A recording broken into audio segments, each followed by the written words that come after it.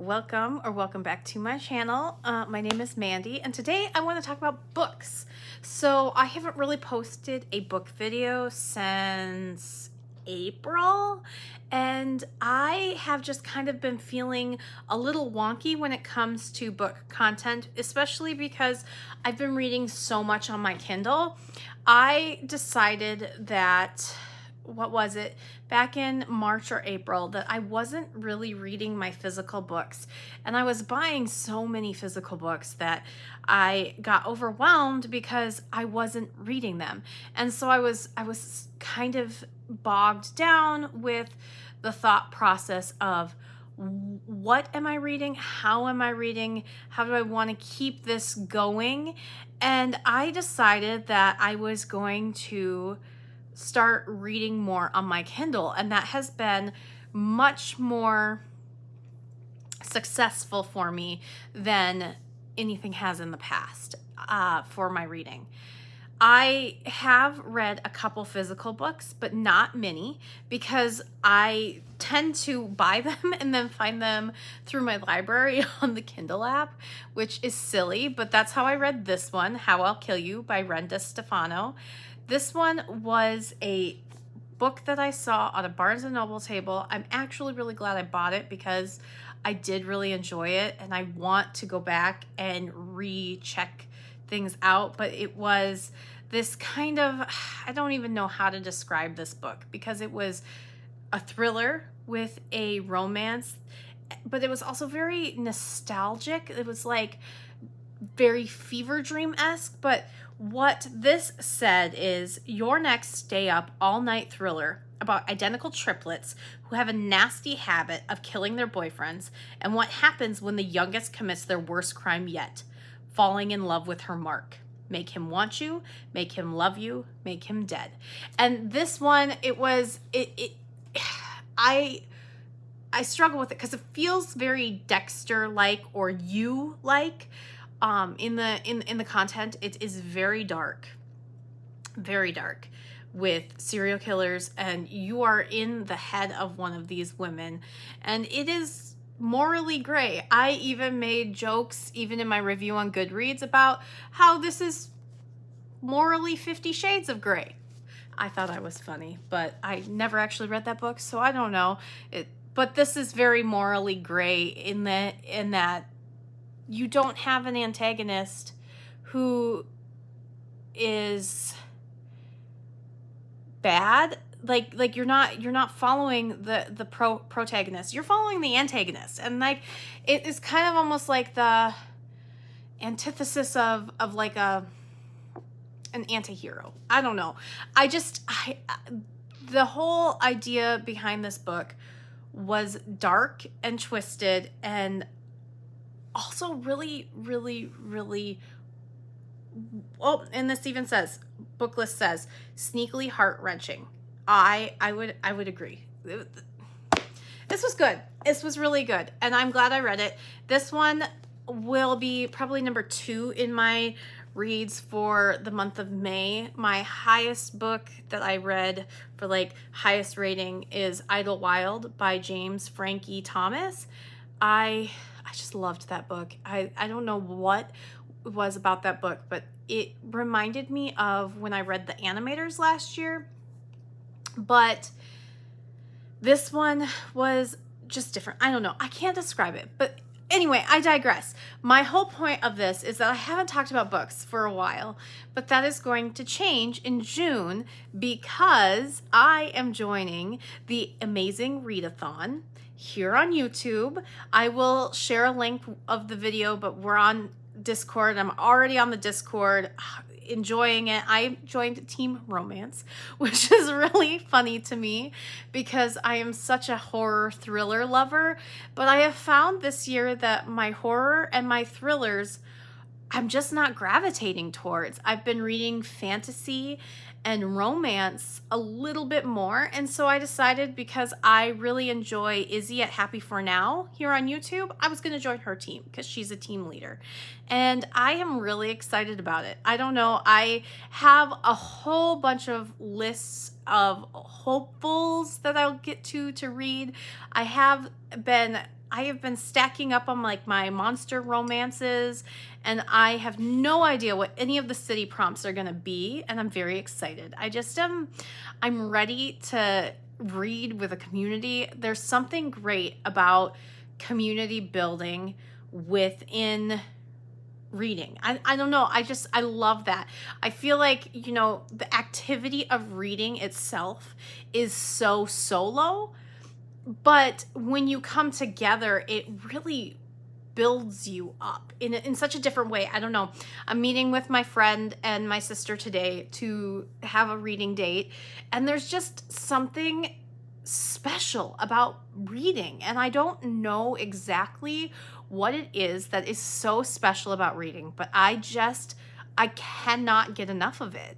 I have always loved reading, and it will always be part of my life. Obviously, I have a degree in English. Maybe that's not obvious, but I do. I have a bachelor's degree in English, and it was something that I've always loved, and I want to spark that joy of reading in all my students, that they will love reading just as much as I do. Maybe not just as much, because I'm kind of crazy and I read, you know, hundreds of books a year, but I really want to be enthusiastic about reading because I think it's important.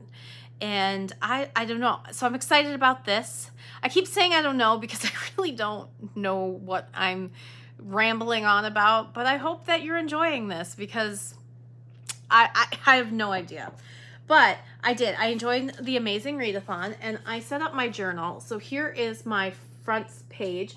I got this from the website, or the creator of the Readathon. So I've got this, and I put my calendar so I can mark off when I finish a book, because I want to watch when I finish a book. But basically, there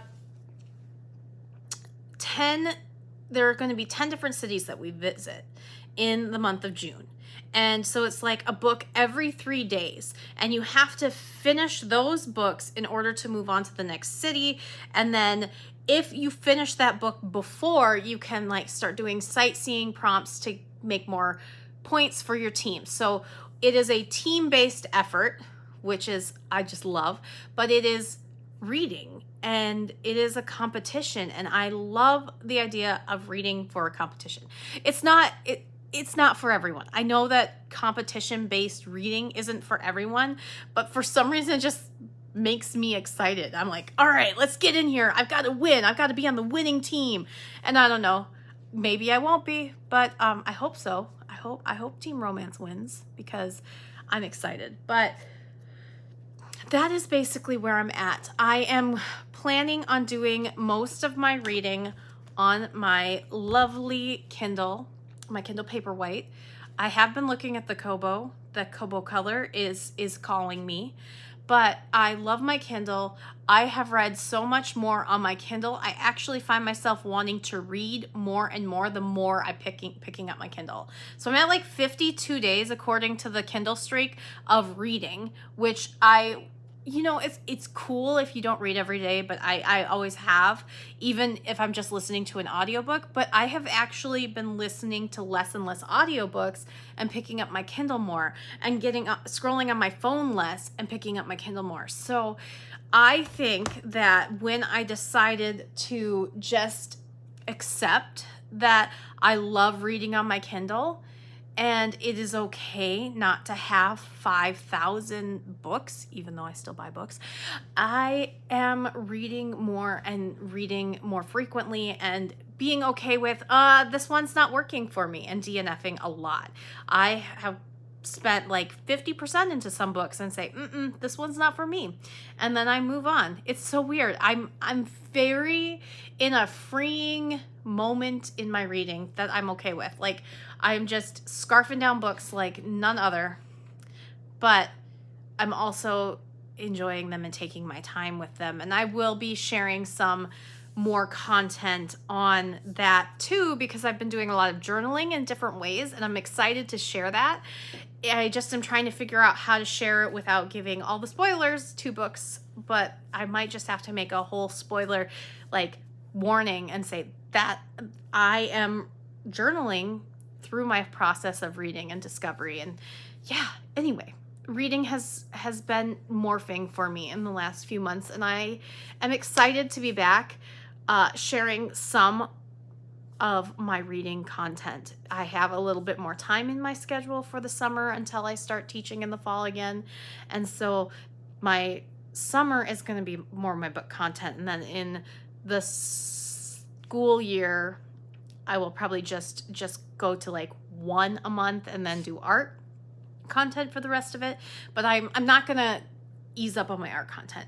I have been doing one video a week for my art content. That's my goal, is one video a week, and so that will continue, and then my book content will be here too.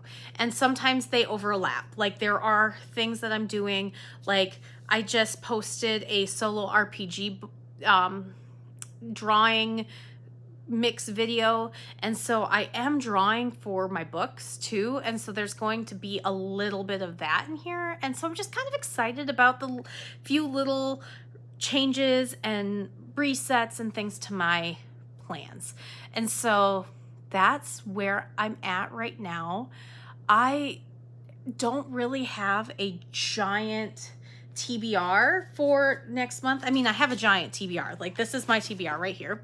This and then more. So there's 31 books on here. And so there's more books that I really want to get to, but I don't know what the prompts are. So I'm just kind of like hanging out, sitting on these books and just waiting to see, oh, does this one fit in this prompt? And I'm really trying to focus on romance because it gives me an extra 50 points per book. But if there's a book that I really want to read that's not romance, I will read it. But that is where I'm at. I don't think I have anything else to add, and I am really appreciative if you've sat and watched this video. So if you did, go ahead and leave me a globe emoji because I am doing this Amazing Readathon and I'm very excited. And or tell me what you're looking forward to reading in June, or if you just don't want to, just say a hi or something. But I really appreciate you here on my channel. I'm still young and a noob when it comes to all of this YouTubing stuff, and I am just still enjoying it and having a fun time figuring out books and life and all of that. So see you soon. Have a great day. Bye.